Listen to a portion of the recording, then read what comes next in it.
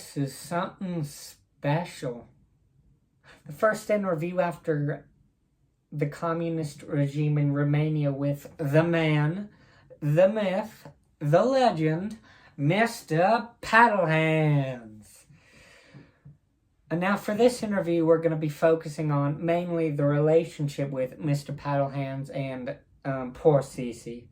Now, there have been some accusations that you are, in fact, the man who killed Cece.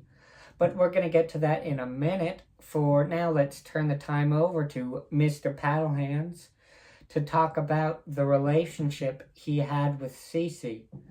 Mr. Paddlehands? Wow. I mean, that was a while ago. It was about a week after I had met with Christian, and he had been trying to trip up the system for a while, not providing information on topics I asked him to provide information on. He would change his signature up almost every time we met. But eventually, he or she was willing to inform on him, but she was very, very resilient in the beginning. Even threats wouldn't get her to do what I told her. What finally got her to do what you asked of her? I asked if she wanted medication for Bunu, because, I know she loved Bunu. But even more, she knew how much Bunu was loved by Christian. So I offered her medication for Bunu's sickness, and what was the sickness that Bunu had?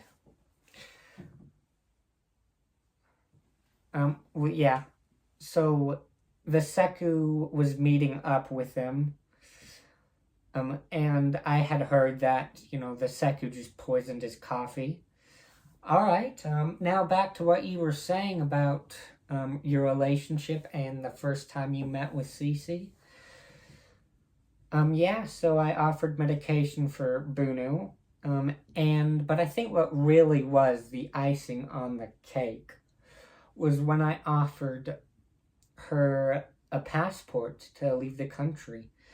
She did end up asking for a second passport, and I'm assuming the passport was for a Christian.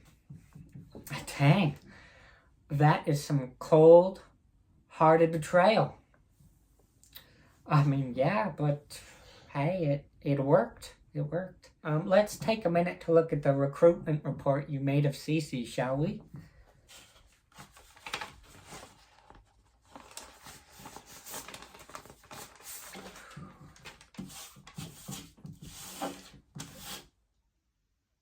Official recruitment report of Fritzy. Top secret 22 October 1989. Ministry of the Interior. Department of State Security. Directorate 3. Service 330.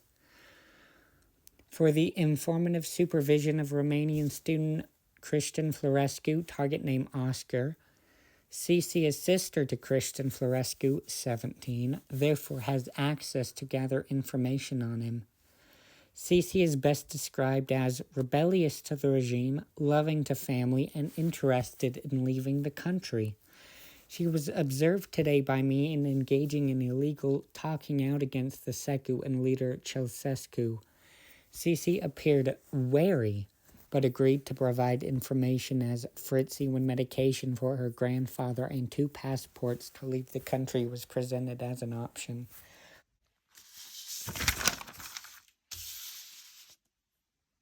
Fritzy will be used to interact with Christian, report on Christian's activities, report on Christian's interactions, determine Christian's closest peers, and retrieve any illegal objects in Christian's possession. What do you think the relationship you and Cece had was during the first, little bit that she worked for you? It's hard to know someone. I only knew her for a little bit, so it's hard to classify a relationship. So I would classify it as what, you Americans would say, employer and employee. And I really only had two classifications I gave people at the time of the regime. I like you, you do your job, or I don't like you. You're rebellious, you don't do what I ask of you. But if I absolutely had to say, I think I would say I don't like you. That's the classification I would have to give her. Do you think this, changed a little bit after the time? Not really. I mean, first impressions really mattered during the regime, and they're pretty important to me today. And, given that the first impression was not very good, I think that stayed the same. There were some notable differences. She was less annoying than Christian. Christian, he was very prone to giving vague answers. I mentioned earlier, he changes his signature up every time we meet. And another notable difference is, she didn't ask, where's my medication? How about, the passports? Can I have those now? She didn't do that. You mentioned that first impressions really matter. And you also said that if they don't make a good first impression, you treat them, a little differently. Can you give me an example of that, please?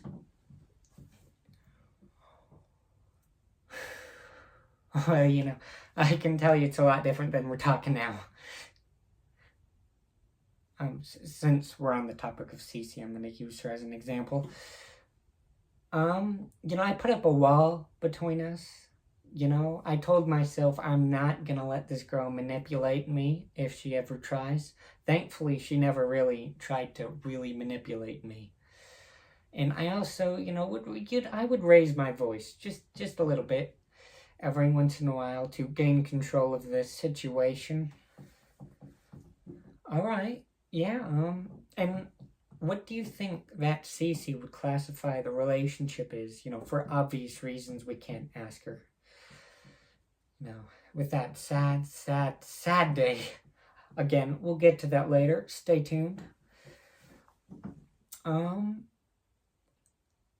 I think that, she was scared, nervous, maybe even angry that she was now having to report on her brother because, she loved her brother. So yeah, she was angry, nervous, scared. And I think as time went on, she even got depressed. She was depressed. I heard that one time she went to her brother crying, saying, I can't do it anymore. I can't do it anymore. And then we met later on that day and she told me what happened. And, she begged me. She begged me for me to, stop, for me to let her be free. All right, yeah. Let's take a minute to look at that recruitment report that you made of Cece. A couple weeks that followed, don't know if you remember. Ooh.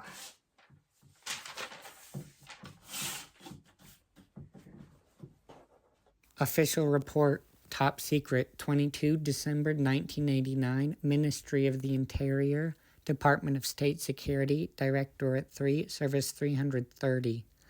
Fritzy displays fear and pretends to not know anything valuable about Target Oscar in an attempt to keep Target safe. Fritzy provided the following information on Target Oscar. Oscar has recently had one of the last meetings he will ever have with Target Vieta. Oscar has talked with some of his friends during lunch about a recent test that the majority of the group had passed. Recommendations: Fritzy is no longer of use. Take necessary measures. Why don't you tell us about the relationship you and Cece had, near the end of the time she worked with you? About the time of the, necessary measures.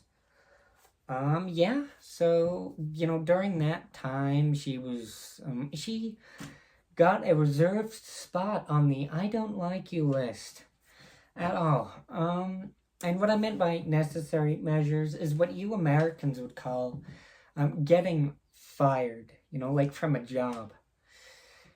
And yeah, I met with her for a couple more months to, give the Seku time to decide what to do with Cece.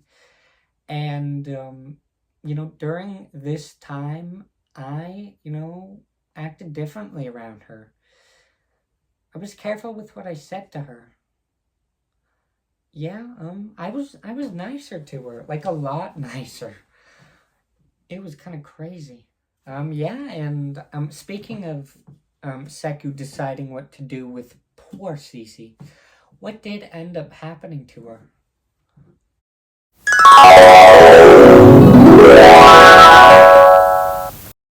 Cece, you have betrayed your country. You've betrayed the Securitate. Why'd you do it? Was it to protect him? To protect Christian?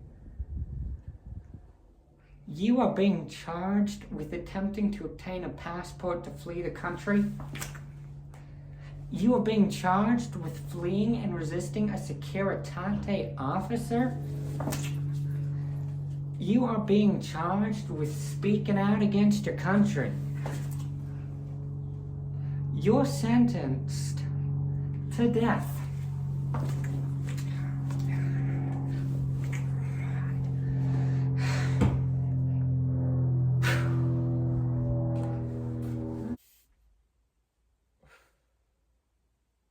They beat her.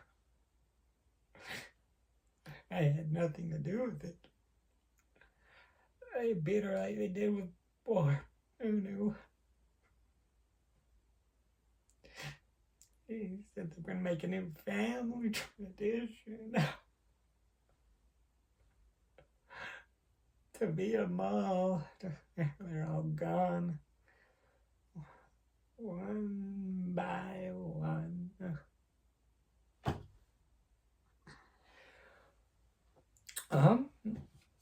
Well, there you have it, folks. The first interview after the communist regime in Romania. Thank you, Mr. Paddlehands, for taking time out of your busy schedule to, come on and be interviewed. Let's all give it up for Mr. Paddlehands.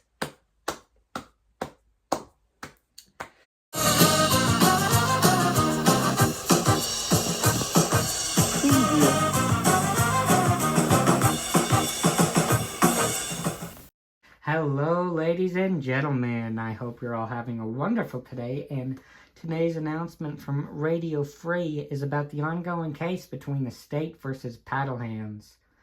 New evidence has been made about the murder of Cece Florescu, and here on Radio Free, we're going to be going over that evidence today.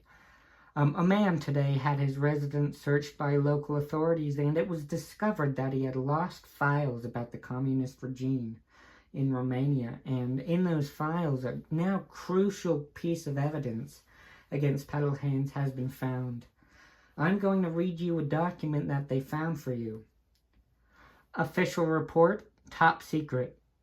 25 December 1989, Ministry of the Interior, Department of State Security, Director 3, Service 330. Target Fritzy has been killed. I, Paddlehands, am resigning from the Securitate and will be now going into retirement. Recommendations: destroy all files with incriminating information on the Securitate agents.